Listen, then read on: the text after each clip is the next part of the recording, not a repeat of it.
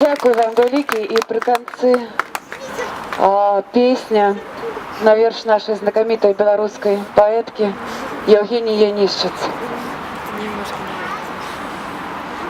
Ти поклич мене, позови,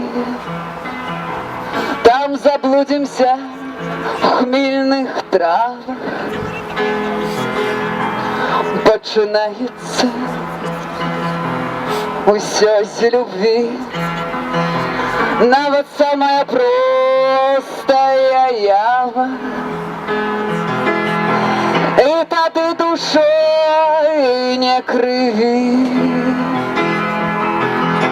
на дорозі життя широкой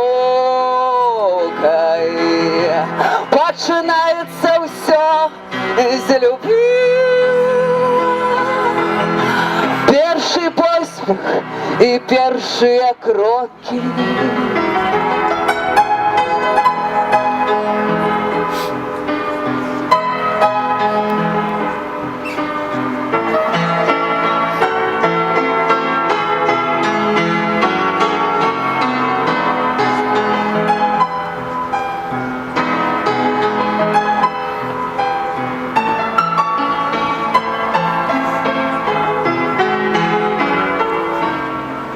Починаються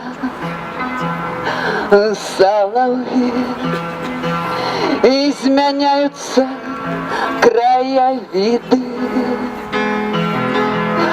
Починається усё з любви, нават ненависть і огида. Ти поклич мене, позови, 100 дорог за моими плечима. Починається все з любви, а інакше жить немагчыма. Шановні люди, дякую вам велике за це місце. Обороним його до кінця. Будьте щасливі, з нами Бог.